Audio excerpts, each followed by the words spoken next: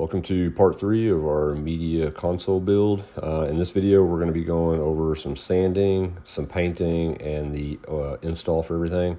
If you want to see the details and how we did all that, watch the whole video. And if you don't, just go ahead and skip towards the end and you can kind of see how everything turned out.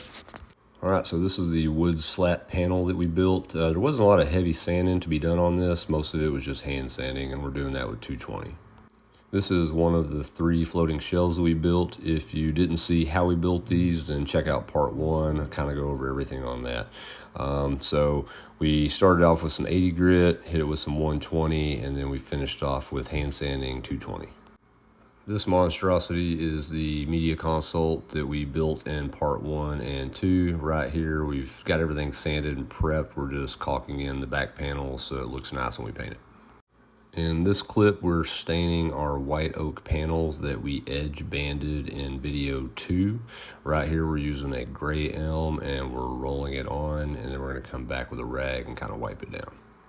For this, you can spray, brush, or roll. I opted to roll it on and then wipe it down as opposed to spraying just because it was less mess. So we've got the console, the wood slat panel, and floating shelves ready to go. So right here, we're just going to go ahead and primer. We're primering with a tinted primer just because it's going to be a dark color, and that's just tend to be better than doing a white primer. I didn't get a video clip of the actual painting, but we went with Sherwin-Williams Emerald Urethane. Color was called Prelude, and we did it in a high gloss because they wanted it super shiny. So after we got done staining our white oak panels, we let those dry overnight, and then we came back the next day. I'm using my 2-speed handheld Graco sprayer. We are spraying a ultra flat clear coat polyacrylic water base. I can't say for sure that this sprayer is meant for clear coats, but it seems to work pretty well for me.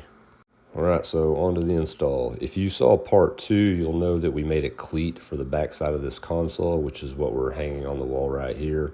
The 2 open-end boxes have 3/4 inch panels in the back, so once we got that hung, we went through, found all of our studs, and anchored every one of them. So for all the panels, we devised a cleat system for those as well, just like we did with the console. Right here, we're installing the solid piece that we're going to be mounting everything to. And then for each individual panel, we screwed a cleat onto the back side of it, and you'll see us hanging those here in a sec. Now, there was a couple of reasons that we did it this way. One being that we needed the panels off the wall about 1 inch to 1.5 inches because they wanted to run lights behind everything, which you'll see in the end. We've got all the lights lit up and it turned out awesome. This other piece right here is where the TV was going to be mounted, and since these panels are only 3/4 inches thick, we thought with this really big TV that wasn't going to be enough to actually hold the weight of it. So we measured out where the TV was going to be, and we installed those 1x2s behind there to give those mounts something to anchor to.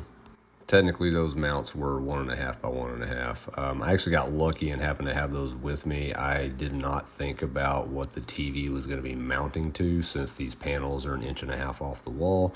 So it kind of worked out that I already had them. The other reason we went with the cleat system is that these oak panels were about $200 a sheet, so we didn't want to put a screw through the face side and run that finish. I always try my best to keep a tidy space while I'm working in somebody's home, so periodically we'll kind of clean up in between. I've tried a couple different mounting systems for floating shelves before. This time we ripped a trim piece to the thickness of the inside of the floating shelf, and then we found these brackets, and once we anchored those, we just slid the shelves right over. Once we got all the shelves on, I did come back and add a couple of screws to the top side of the shelves where they're not noticeable and screwed it into that trim piece. All right, as we wrap this video up, I just want to take a moment to thank everybody for checking it out. Your support means a lot. I hope it brought some value to you, that you learned something from it, or maybe got inspired to upgrade your space.